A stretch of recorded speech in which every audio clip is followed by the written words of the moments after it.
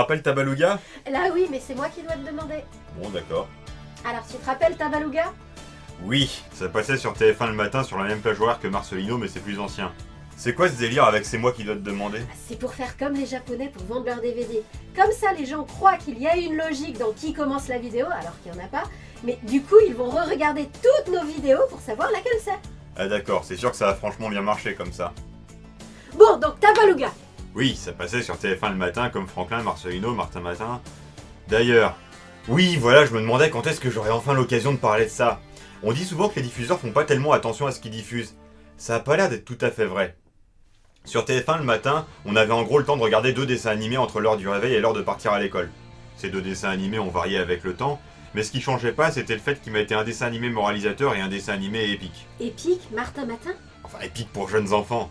Bon, le dessin animé moralisateur, c'était souvent Franklin, mais il y a eu aussi Bill Junior, et ensuite Dora l'exploratrice, tandis que le dessin animé épique, ça a été tour à tour Anatole, Marcelino, Martin Matin et Tabaluga.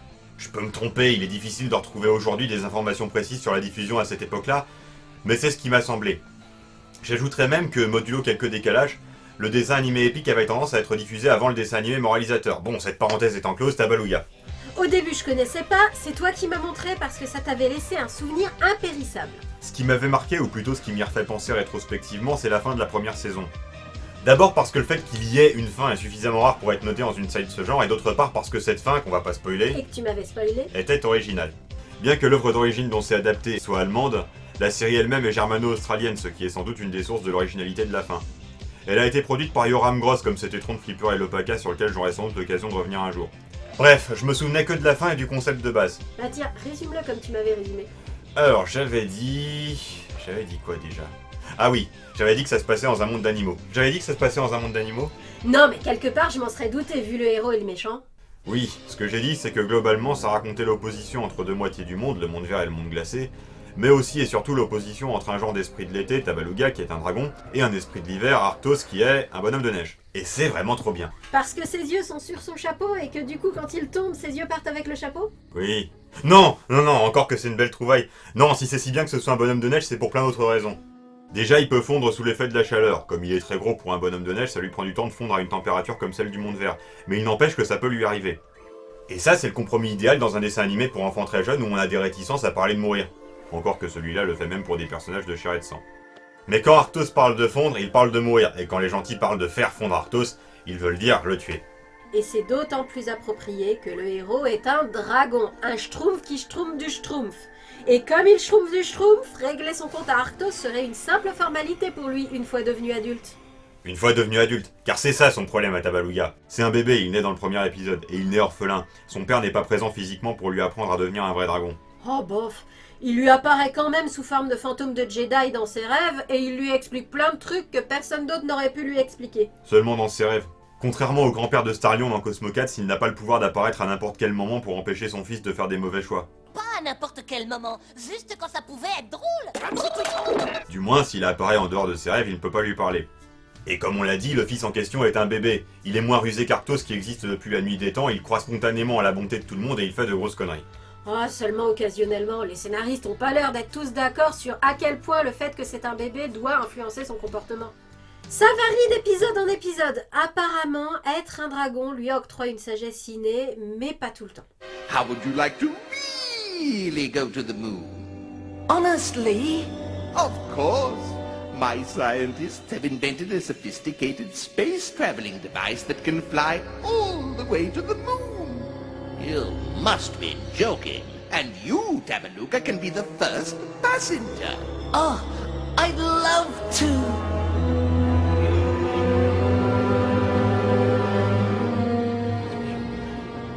As you can see, the Arctos One space shuttle features the latest in Ice World technology. Dis, je crois qu'on a oublié de les prévenir. Oups. Eh bien, c'est chose faite. Les épisodes de la saison 1 sont introuvables en français. Si. On a un coffret DVD qui est vendu partout comme celui de la saison 1, mais non, c'est la saison 2. À croire que cette saison 1 est encore une saison 0. Bah au moins cette fois, personne ne descend d'une étoile en marshmallow pour poursuivre ses aventures à la fin de la première saison. Ah, on vous a dit que c'était australien, non? Ça s'entend. Tell me what I should do. I cannot. You must decide for yourself. But how can I be sure to choose what is right? You will only know the right decision after you have made it. Then it's hopeless. I can't advise you on your choice, but maybe I can show you how to make it. Can you? How? Bring your friends to the lakeside, and we'll play a game. A game? Il est génial cet accent. On disait quoi? Ah oui, Arctos, pourquoi c'est bien que ce soit un bonhomme de neige? Ben parce qu'en tant que tel, il est dans l'immobilité. Manifestement immortel, enfin tant qu'on ne le fait pas fondre, il a connu le père de Tabaluga, Tyrion, quand Tyrion était enfant, soit plusieurs milliers d'années plus tôt si on en croit l'œuvre d'origine, et il n'a pas pris une ride. Au titre de son immortalité, pas grand chose n'a d'importance durable pour lui sinon lui-même. De par son immobilité, il a une certaine expérience derrière lui, et de fait, il n'est pas le dernier des imbéciles. Mais pour une raison X ou Y, il oublie son vécu au fur et à mesure. This book was called How to Conquer the World. It says it's best to go fight your battles in someone else's country. Oh, I like it. Who wrote that? Alexander the Great? No, you did, sire. Yes. Oh, of course. I remember now. Il est donc incapable de changer, ce qui en fait un éternel gamin. C'est pas sans rappeler un autre immortel dont l'amnésie constante semble être une condition de son immortalité. C'est une question de conservation de l'espace de stockage de l'information. Vivre, c'est avoir des informations qui arrivent sans cesse. Pour qu'elles puissent arriver, il faut que d'autres sortent et... Ils s'en foutent. Bref, Arctos n'évolue jamais, quelle que soit son expérience. Du coup, même si la raclée qu'il prend à chaque épisode en conséquence de ses actions pour conquérir le monde vert est amplement méritée, on ressent de l'empathie pour lui parce qu'il est davantage victime de sa nature qu'autre chose, parce qu'on sait que ses échecs ne sont jamais entièrement de sa faute. Et parce que c'est toujours très perturbant de voir un adulte pleurer. Mais oui, moi j'ai horreur de ça! Dans plein d'œuvres de fiction, on trouve des gags où on voit des adultes pleurer et... c'est censé être ça le gag. Un adulte qui pleure, comme c'est drôle. Non, c'est pas drôle. Pas plus drôle que de voir un enfant pleurer. Encore moins drôle. Un adulte en général, il a assez vécu pour avoir appris à serrer les dents. Ce qui parvient à le faire pleurer, c'est quelque chose qui le démolit vraiment. Voir quelqu'un de démoli n'a rien de risible. Te plains pas, bien que les crises d'Arctos servent en première instance de ressort comique, elles sont d'autant plus vouées à susciter l'empathie du spectateur que cette empathie joue un rôle clé à la fin. Cette empathie pourrait être suscitée simplement par le fait qu'avec son requin domestique, il est comme une mémère à chat. Mais sinon, tu disais que ses défaites sont jamais entièrement de sa faute. Moi, j'ai l'impression au contraire qu'il perd toujours d'abord de son propre fait, et ensuite seulement de celui de Tabaluga. On voit pas toujours que c'est pas sa faute, mais quand on a vu tous les épisodes, on le sait. En bonne série semi à suivre, Tabaluga prend toute sa valeur quand on regarde les épisodes dans l'ordre. Arctos a deux conseillers, un pas terrible et un franchement mauvais. Le pas terrible, James est plein de bonne volonté mais a beaucoup de pression et pas beaucoup d'imagination. Hopes you are well, blah blah blah. Sorry about this war business, etc., etc. Ah yes, here we are. His wintry wonderfulness believes it's finally time for peace between our two countries, and he's prepared to make the first step by sending you this magnificent gift as a symbol of reconciliation. He hopes you enjoy it as much as he will. Best wishes, Uncle Arctos. J'adore sa voix en anglais. Non, le problème c'est l'autre conseiller, Choubou de Goff. Bah dis donc, faut arriver à le dire ce nom-là. Il est clairement prisonnier mais il ne fait pas beaucoup d'efforts pour s'échapper. Il donne des conseils stratégiques à Arctos, des mauvais conseils. Son apparence complaisante avec le méchant poussait le gamin que j'étais à se demander dans quel camp il était vraiment, d'autant qu'il n'inspire pas tellement confiance visuellement. Pourtant, même en n'ayant vu que les épisodes où l'accent n'est pas mis sur son statut de prisonnier, on est bien obligé de se demander s'il le fait pas un peu exprès, et en fait il le fait exprès. Et c'est pas flagrant? Non. On apprend relativement tôt dans la série qu'il s'est laissé capturer par Arctos à la demande de Tyrion, le père de Tabaluga, qui se savait mourant. L'idée de Tyrion était que certes Arctos est bête et qu'il y a toutes les chances qu'il se sabote tout seul dans son entreprise de conquérir le monde vert même dans l'intervalle de temps où il n'y aura pas de dragon pour le protéger, mais que c'est un peu léger de compter là-dessus. Alors il demande à Ashwood de se rendre à Arctos et de se servir de son statut de sage pour lui donner de mauvais conseils. On apprend qu'à la fin ce que tout ça signifie vraiment. Nonobstant... Attends, il y a un problème. Je me souviens qu'Arctos dit que Tyrion est mort il y a 1000 ans. A dragon uses his fire to preserve, not destroy. Oh, rubbish. Who told you that? My father. You dreamer. Tyrion's been dead 1,000 years. Ça lui fait quel âge, Ashou? Oui, c'est un léger problème de continuité, on va dire. D'un autre côté, tout comme Tabaluga peut faire fondre la glace en crachant du feu, Arctos peut congeler les gens en leur soufflant dessus. Il a peut-être conservé Chou comme ça. Oui, si tu veux, mais les scénaristes ont quand même de la chance de t'avoir. Et sinon, t'as pas répondu à ce que j'ai demandé. Tu disais que c'était pas flagrant qui donnait des mauvais conseils. Non, ça l'est pas du tout. Déjà, c'est relativement rare que Chou donne un conseil concret à Arctos. La plupart du temps, il se contente d'attiser ses velléités de conquête au plus mauvais moment en lui montrant les trucs dans sa boule de cristal. Et quand il donne un conseil, il est mauvais, mais c'est subtil. Arctos n'est pas le dernier des demeurés et la série ne prend pas les enfants pour des imbéciles. Les conseils de Chou sont des mauvais conseils, mais des conseils qu'on pourrait raisonnablement suivre en étant raisonnablement intelligent si on fait confiance à celui qui l'a donné. Et Chou cherche pas à se libérer. Oui et non. La condition de sa libération posée par Arctos est que Chou arrive à le battre aux échecs. Oui, avec de vrais manchots comme pièce. Ça n'arrive jamais parce que Arctos triche. En même temps, utiliser des gens comme pièces d'échecs, ça a l'air d'être la façon standard d'y jouer dans ce monde. Quant à Beluga, le héros dont on n'a quasiment pas parlé depuis le début, s'y entraîne avec sa conseillère à lui pour mieux comprendre comment fonctionne Arctos, qui y joue beaucoup. Ça a pas l'air comme ça, mais c'est intelligent comme ça, en fait. Laisse-moi parler. Bref, pour lui, jouer aux échecs avec ses amis, ça veut dire jouer aux échecs contre sa conseillère, avec ses amis sur le plateau qui n'en font qu'à leur tête. Bon, avec cet argumentaire hyper bien construit, je suis sûr que vous avez tous compris pourquoi c'est super que ce soit un bonhomme de neige. On a compris l'intérêt, que ce soit pas un animal et que ce soit une créature du froid. Mais c'était pas obligé que ce soit un bonhomme de neige comme on en fait dans les jardins enneigés. Si, parce que du coup, son nez, c'est une carotte. Et alors ? Tu comprends rien. Son nez, c'est une carotte coupée, c'est pas éternel et ça repousse pas tout seul si c'est endommagé, donc il doit en changer. Et les carottes, ça pousse pas dans la neige, alors malgré son refus de l'altérité et ses ambitions d'hiver perpétuel sur toute la planète, il est obligé d'avoir une serre chez lui et de tolérer une parcelle d'été qu'il ne pourra jamais détruire. Et puis ça l'oblige à avoir une vague conscience des notions de gestion et de renouvellement qui sont pas du tout spontanées pour lui. Le gel, on n'a pas besoin de le replanter pour qu'il revienne quand il fait froid. Oh, pour ça, c'était pas indispensable que son nez soit une carotte. Les problèmes de pénurie auxquels il a à faire face dans la série sont rarement liés aux carottes, mais plutôt au chocolat dont il raffole. Il devra apprendre au cours de la série que le chocolat, ça vient pas d'une tablette et qu'il faut l'entretenir. Est-ce que vous trouvez que c'est pas complètement con que quand vous interrogez Arctos et que vous lui dites le chocolat vient d'où, il vous répond ça vient d'une tablette? C'est consternant, moi quand j'entends ça. C'est quand même moins important que les carottes qu'il doit changer régulièrement. D'ailleurs, il y a vraisemblablement pas que les carottes. Ses gants et ses boutons ont l'air solidement fixés, mais on voit dans un épisode qu'il a plusieurs chapeaux. D'ailleurs, je me demande comment ça marche, vu que ses yeux sont sur son chapeau, et que quand il tombe, les yeux partent avec le chapeau. Et ça, on l'a déjà dit. En me résumant la série, tu m'avais surtout parlé du méchant, effectivement. Tu m'avais pas beaucoup parlé des gentils. Il faut dire qu'en dehors de Tabaluga lui-même et sa sidekick, Lutine, ils sont relativement interchangeables. Il y a les grands forts, il y a les petits faibles, et c'est d'ailleurs surtout ceux-là qui ont des noms. Mais leur rôle dans l'intrigue, c'est surtout d'être la population en danger. Ils ont des compétences, mais ils ont résolument besoin d'un leader, qu'ils trouvent en la personne de Tabaluga, désigné par sa naissance pour être le roi du monde vert lorsqu'il sera assez vieux. Et par extension, Lutine qui est plus âgé que lui.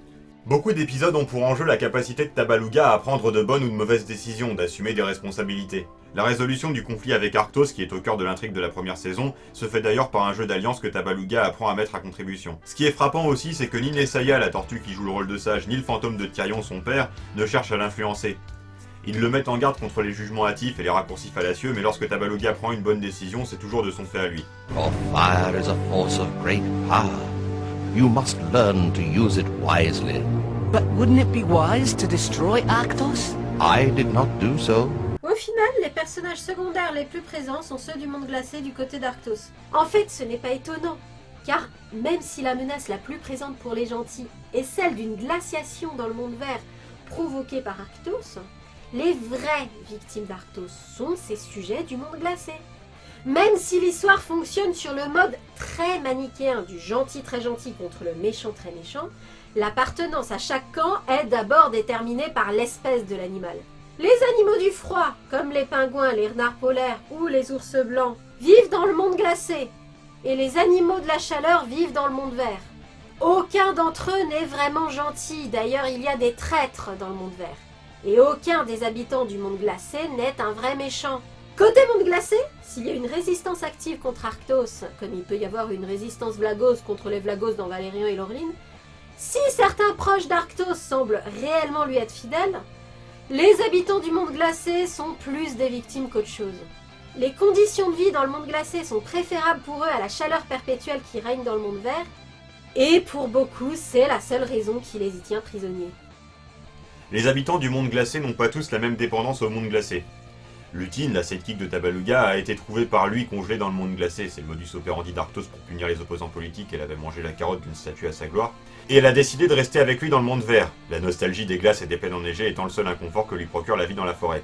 Mais la dépendance des habitants du monde glacé au froid justifie la politique de non-intervention de Tabaluga et de Tyrion avant lui dans le monde glacé pour sauver cette population opprimée. Arctos incarne le froid dont ces animaux sont dépendants, sans lui le monde glacé n'existerait probablement même pas. C'est un mal dont ils doivent s'accommoder et avec lequel ils doivent négocier. C'est d'ailleurs leur premier réflexe. You? Revolution, is it? Right then, it's freeze time. Sire, I suggest you be nice to them. I don't like being nice. There's hundreds of them. Oh. Well, my good fellow, this is a coincidence. I was just about to announce a special bonus for all the workers of Iceworld. Bien que destinée à des enfants plus jeunes, la nuance et la subtilité dont fait preuve la série quand elle parle de politique est du niveau de ce qu'on peut trouver dans Avatar le dernier maître de l'air. De nombreuses problématiques ne sont pas traitées dans la saison 1. Par exemple, le caractère incontesté de l'autorité du dragon dans le monde vert peut choquer si on cherche vraiment la petite bête. Mais cette problématique-là, en tout cas, finit par être traitée dans les saisons ultérieures, auxquelles nous ne nous intéressons pas tellement. Excusez-moi. Quoi qu'il en soit, c'est une série bien remplie en termes de thématiques originales traitées. Que ce soit des considérations écologiques sur la gestion des ressources, des considérations très actuelles sur ce qu'un pays des droits de l'homme doit faire face à une dictature sous son visage le plus monstrueux, mais aussi des considérations morales. Là, on touche à la philosophie. Non seulement sur comment traiter le mal, ce qui est courant, mais aussi sur pourquoi il faut le traiter comme ça, ce qui l'est beaucoup moins. Bref, tout ça c'est ce que je t'ai dit avant qu'on regarde ensemble. Est-ce que ce résumé t'a fait attendre à ce que c'était vraiment? Non. Dit comme ça, je m'attendais à complètement autre chose. J'ai été très surprise de découvrir ce que c'était. En bien, je m'attendais à une série d'actions pour très jeunes enfants. Attends, tu me dis un dragon et un bonhomme de neige qui s'affrontent, moi je m'imagine ça. Je m'attendais somme toute à quelque chose d'assez banal, avec une plus-value intellectuelle liée au concept, aux thématiques traitées et surtout à la fin que tu m'avais décrite. Et finalement, c'est encore mieux, je me suis retrouvée à regarder de la poésie. Tabaluga, c'est extrêmement contemplatif, c'est non violent par choix et pas par volonté de ne pas heurter les enfants, comme dans Bisounours ou la vieille série Mon Petit Poney. C'est émouvant, c'est beaucoup plus intelligent que ça en a l'air, jamais on a l'impression d'une paresse intellectuelle ni qu'on nous prend pour des idiots. Bon, il y a parfois des choses un peu faciles, mais jamais trop faciles. Et de temps à autre, la série a recours à des Deus Ex Machina. en fait 2 fois si je me souviens bien. Mais à chaque fois, on nous fait comprendre qu'y avoir recours est un compromis. Par exemple, je pense que si je l'avais vu enfant, j'aurais été terrorisée par cette scène.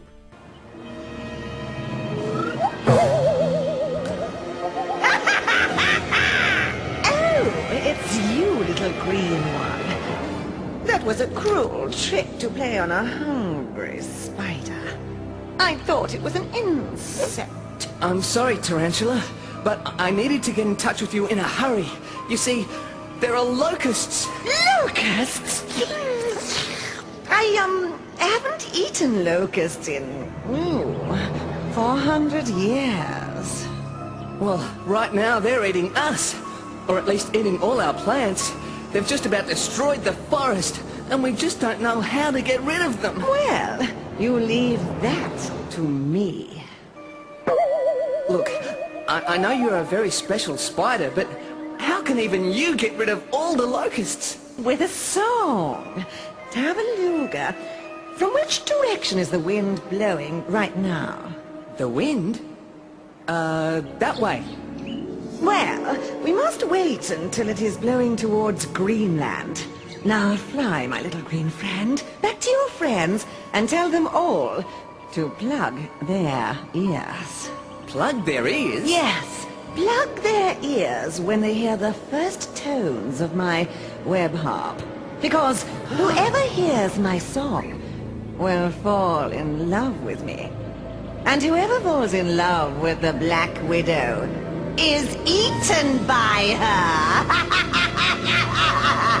Et on se lasse pas des petites surprises que la série nous fait de temps en temps. Entre la Lune, doublée par un homme, en VO en tout cas, qui nous raconte le rapport entre lui et les marées, les interventions ou flashbacks surprises de Tyrion qui ne sont jamais inutiles, l'épisode Out of Nowhere où ils adaptent carrément l'œuvre d'origine, et qui se finit sur un dialogue en sous-entendu sur la tragédie des durées de vie comparées de Tabaluga et de Lutine, et la musique de Bejoveled, on ne s'ennuie jamais. La musique de Bejoveled? Mais oui, le thème de l'Artoplane, l'avion d'Arthos, il est tout mignon.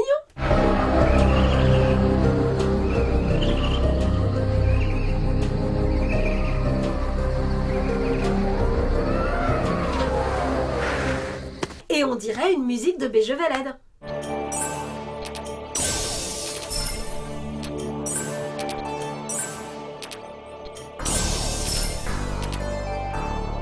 C'est faux. Mais si, regarde!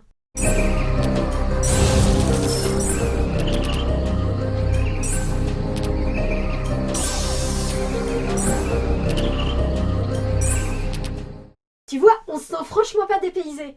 Mais moi je disais c'est faux parce que ça se prononce pas Bejeveled. Bref, l'écologie, la lune, l'amitié, la sagesse, la subtilité, les dessins agréables, l'implicites, la musique de Bejeweled, les messages, la poésie, les dragons, les bonhommes de neige, les carottes, le chocolat, le renard habillé en cape rouge. Tout ça, ça mérite qu'on s'en souvienne. Attends, vu qu'on va pas faire de devine qui j'ai doublé, vu qu'on a la saison 1 qu'en anglais, on va prolonger un peu. La fin est conclusive, et il y a des suites. Vous savez à quel point on adore ça. Donc, quand on vous recommande Tabaluga, il va sans dire qu'on vous recommande uniquement la saison 1. Ou saison 0. Enfin, on sait pas. La suivante est astucieuse. À cause de... on vous dira pas quoi, ça spoilerait certains aspects de la fin de la saison 1. Tous les arbres d'un secteur du monde vert sont coupés. De l'absence d'arbres naît le désert, et du désert naît Homsin. Qui est... Un tacos. Une tornade. Prétendument une tornade. Bon d'accord, c'est un tacos. Taco Man plays a video game and has fun. Bref, cette fois c'est le désert qui envahit le monde vert, ce qui donne lieu à de nouvelles bonnes idées, comme dans l'épisode où ils font des vitres en verre à partir du sable pour se protéger du froid de l'hiver, ou la fin de la saison avec cette histoire de vote dont on vous parlait. Ça fait beaucoup d'arguments en faveur de la saison 2, ça. Oui, mais cette histoire de vote est finalement pas tellement bien faite, et puis malgré tout, cette suite après fin fermée, comme dans beaucoup de cas, n'en valait pas vraiment la peine. La série telle qu'elle était dans la saison 1 gagnait à être courte. Elle était complète. Tout ce qui avait besoin d'être traité y était traité. Et surtout, nécessitait d'être traité en 26 épisodes, pas plus. Cette série raconte une belle histoire au service de laquelle elle pose les bonnes questions. Quand on a connu, si on a vu la fin, on s'en souvient. Et c'est normal, parce qu'elle mérite qu'on s'en souvienne.